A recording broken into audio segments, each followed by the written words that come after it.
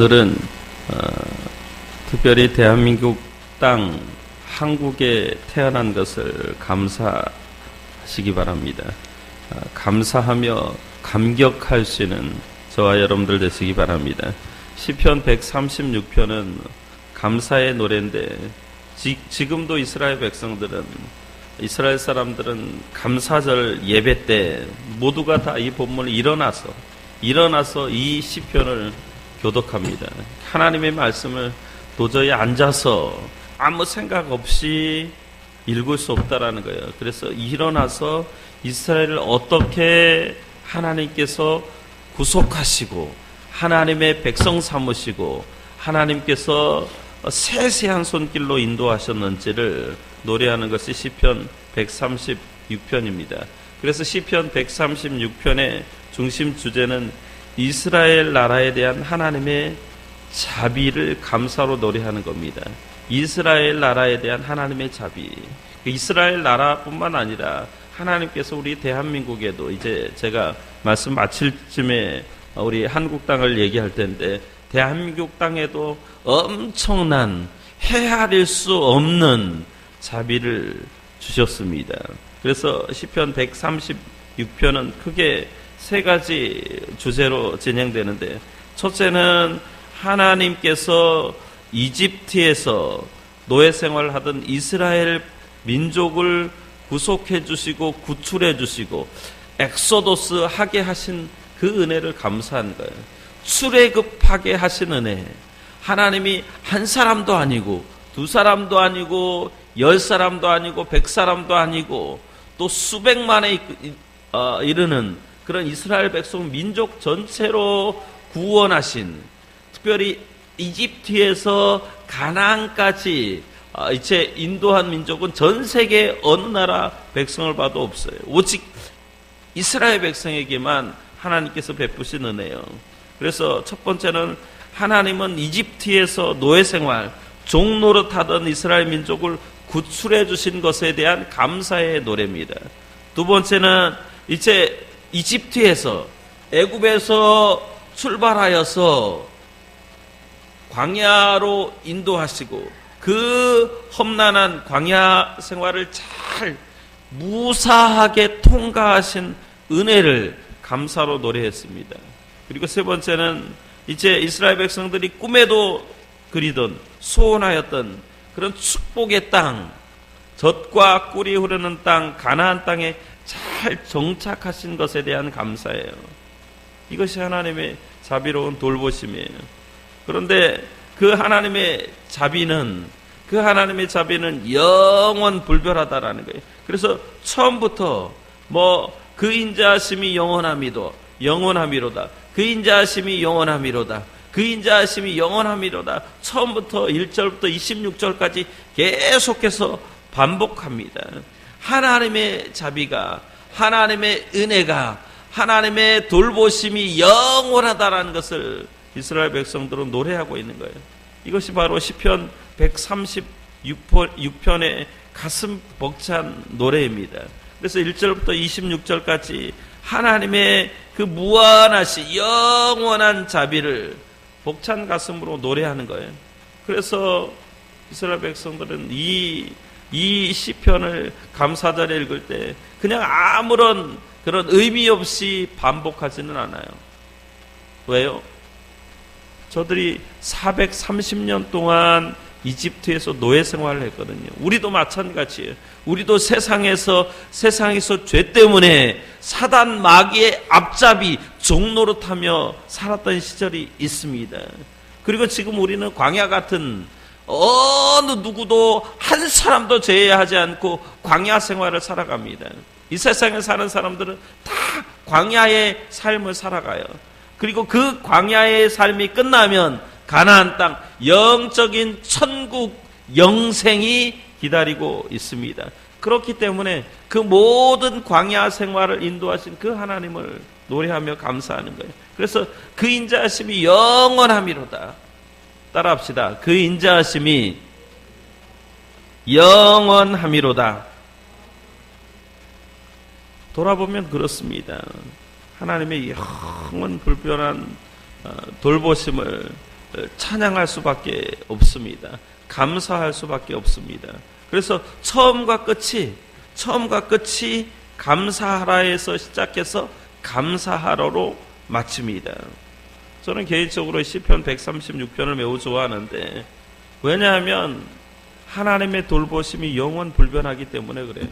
제가 신앙생활 하다가 내 자신에게서 느끼는 것은 뭐냐면, 나 같은 죄인이 아직도 살아있다라는 것, 아직도 하나님의 은혜의 돌보심 가운데 있다라는 것을 감사합니다. 뿐만 아니라, 나뿐만 아니라 다른 사람들 보면 정말 저 사람은 살아서는 안 될 것 같은데, 저 사람은 정말 저 직분을 받으면 안 될 것 같은데, 그런 사람들이 살아 움직이고 있다라는 것에 대해서 하나님 앞에 감사합니다. 만약에 여러분 입장을 바꿔놓고 생각한다면, 죄에 물들고 죄에 찌드는 사람, 여러분이 하나님이라면 그 사람은 반드시 심판하실 겁니다. 그런데도 불구하고 하나님께서 그냥 생명을 유지케 하셔요. 하나님께서 그를 돌보셔요. 하물며 정말 하늘을 나는 새 한 마리도 하나님의 돌보심 가운데 떨어지지 않게 하시는 것이 하나님의 무한하신 은혜인 줄 믿습니다. 그래서 우리는 늘 마음에 이런 감격스러운 감사를 드려야 될 줄로 믿습니다. 저 유명한 찰스 스펄전 목사님은 이렇게 멋진 말을 했는데, 감사는 우리가 드릴 최소한의 표현이다 라고 했습니다. 제가 인터넷에 찾아보니까 오래전부터 유행하는 그런 감사의 글이 있어서 여러분에게 들려드리겠습니다. 여러분 각자가 이 감사의 글을 자신에게 적용해 보시기 바랍니다. 만일 내가 오늘 아침에 건강한 몸으로 일어날 수 있다면 감사해야 한다. 이번 한 주 동안에도 100만 명 이상의 지구촌의 식구들이 질병과 씨름하다 죽게 될 것이다. 만일 전쟁의 위험이나 기아나 고문이나 감옥의 외로운 고통을 피부로 직접 경험하지 않는다면 감사해야 된다. 바로 이 시간에 5억의 지구촌 사람들이 이런 고통스러운 상황에서 살아가고 있기 때문이다. 또 당신이 글을 읽을 줄 안다면 이 세상의 문명자가 20억의 사람들이 있는데, 이 20억의 사람들보다 더 감사할 사람이 있다. 지구촌에 70억의 인구가 있는데 글을 읽지 못하는 사람들이 20억에, 그러니까 50억만 글을 읽을 수 있는 거예요. 특히 체포, 협박, 학대, 고문, 그리고 죽음의 두려움 없이 교회에 나갈 수 있다면 당신은 이 세상에서 신앙생활의 탄압이나 박해나 핍박을 받고 있는 30억의 사람들보다 더 감사할 이유가 있다라고 얘기했어요. 이번 주간에도 제가 네팔의 선교사님으로부터 편지를 받았는데, 한 독실한 기독교 신자가 힌두교 신자에 의해서 새벽에 무려 수십 방의 배나 그 다음에 목에 칼을 맞아서 죽었다라는 얘기를 메일로 받았어요. 왜 그래요? 네팔 땅은 힌두교를 믿는 사람들이 많은데 그 중에 10% 이하의 소수의 사람만 예수를 믿는 기독교 신자예요. 정말 예수를 잘 믿는 사람이 있었는데 그 동네에서 입만 열면 예수 천당 불신지옥 그렇게 얘기하니까 힌두교 신자가 시기하는 거예요. 그래서 새벽에 전화를 했어요. 새벽에 내가 지금 몸이 몹시 아픕니다.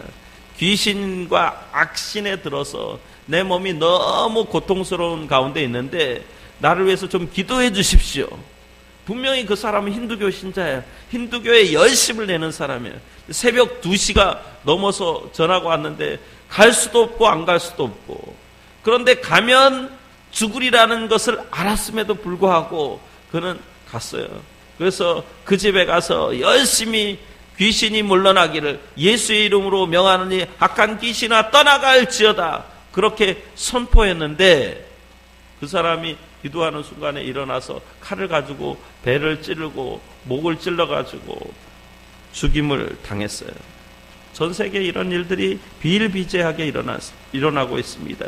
지금도 30억의 사람들이 예수를 믿는다는 것 때문에 이유 없이 핍박당하고 박해당하고 고난당하고 죽임을 당하고 있습니다. 만일 나에게 냉장고가 있고 냉장고에 오늘 먹을 음식이 있다면 감사하십시오. 또 오늘 입을 옷이 있고 지붕 아래서 잠을 잘 수 있다면 감사해야 한다. 70억의 인구 가운데 그 약 10분의 1 정도는 매일 밤에 채워지지 못한 창자를 붙들고 잠자리에 든다. 날마다 약 4만 명 정도가 굶어서 죽어가고 있다. 전 세계에서 20억은 전기의 혜택을 누리지 못한다. 전 세계에서 10억은 식수의 혜택을 누리지 못한다. 전 세계에서 12억은 한 달에 3만 원 이하로 생활하고 있다. 당신의 월 평균 수입이 150만 원이 넘는다면 전 세계 70억 인구 중에서 12% 안에 들어가는 중산층 사람입니다. 그러니 우리가 얼마나 감격하며 감사하는 삶을 살아야 될까요? 여기 있는 모든 사람들은 다 12% 안에 들어가는 사람들입니다. 여러분, 특별히 하나님은 우리나라를 너무나 이스라엘 민족처럼 돌봐주시고 축복해주시고 사랑해주셨습니다. 우리나라가 1945년 해방을 맞았을 때 전 세계 식민지 국가 상태에서 독립한 나라가 그 당시에 147개 국가가 있었습니다. 그런데 147개 나라 중에서 유일하게 이제 우리나라만 1인당 국민소득이 2만 달러가 넘었습니다. 그 당시 147개 나라가 독립했는데 아직도 146개 나라는 1인당 국민소득이 2,000달러 이하의 나라입니다.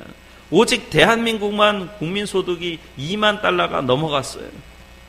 그리고 1960년대 초반까지만 하더라도 식민 통치에서 독립한 나라들 중에 147개 국가에서 꼴찌로 가난한 나라가 그 당시에 어디였냐? 147개 중에서 가장 가난한 나라가 인도였어요. 그 다음에 두 번째 나라가 남한이었고, 그리고 세 번째 나라가 북한이었습니다.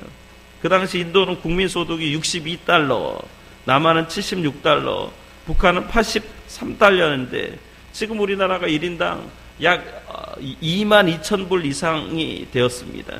지난 50년 동안 얼마나 경제 성장했나, 비약적인 성장을 했어요. 약 300배 이상의 고도 경제 성장을 이룬 거예요. 그래서 우리나라가 대한민국이 된 거 아니에요. 이 얼마나 감사하고 감기에 무량한 일입니까? 우리나라는 모진 시련과 아픔을 극복하고 일어난 자랑스러운 민족이에요. 25시라는 소설을 쓴 루마니아 작가 게오르기가 한국을 방문하고 우리나라를 이렇게 칭찬한 바가 있어요. 한국은 고난 속에서도 흰옷을 입은 사람과 같이 순결하다. 우리는 그동안 수없이 외세의 침략을 받았고 수많은 고난과 전쟁과 어려움을 딛고 일어난 백이민족입니다. 왜 우리가 이렇게 되었나요? 하나님께서 하나님의 놀라운 은혜와 자비로 돌봐주셨기 때문에 그렇습니다. 그래서 저는 오늘 시편 136편 1절부터 26절까지 중에 세 구절을 기초하여서 감사를 드리려고 합니다. 16절과 23절, 26절 보면 16절 보면 그의 백성을 인도하여 광야를 통과하신 이에게 감사하라. 그 인자하심이 영원합니다. 그의 백성을 인도하여 주셨다. 하나님은 지금도 이스라엘 백성뿐만 아니라 그의 백성을 인도하여 주신 줄로 믿습니다. 하나님께서 택하시고 선택한 백성은 잊지 않으십니다. 또 23절 말씀 보면 우리를 비천한 가운데서도 그 기억해 주신 이에게 감사하라. 그 인자하심이 영원함이로다. 비천한 가운데서 하나님이 우뚝 세우셨습니다. 또 26절 말씀 보면 하늘의 하나님께 감사하라. 그 인자하심이 영원함이로다. 첫째는 우리가 어떤 어려움과 고난을 당해도 거뜬히 통과하게 하실 그 하나님을 믿고 감사드리는 거예요.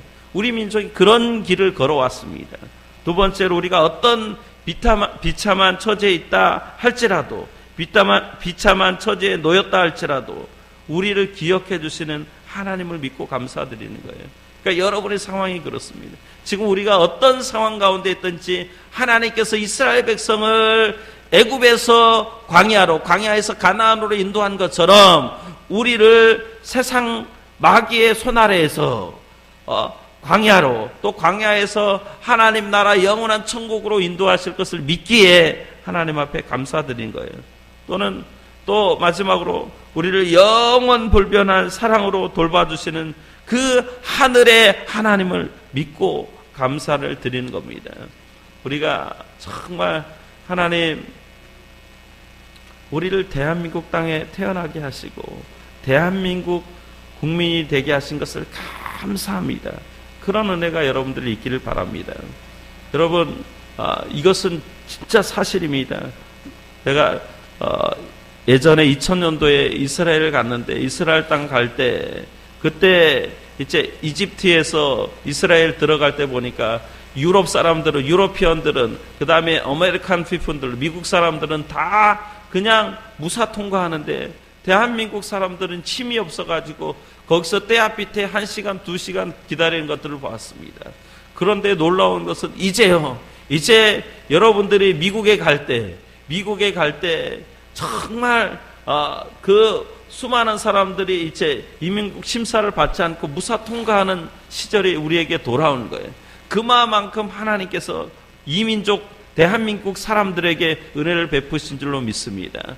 오늘 여러분들이 정말 하루 동안 살아가면서 내가 대한민국 백성이다, 대한민국에 있는 이 땅에 태어난 것을 특별히 감사하며 감격하며 그 하나님이 주신 은혜를 누리시는 저와 여러분들 되시기를 예수 이름으로 축원합니다. 기도하겠습니다.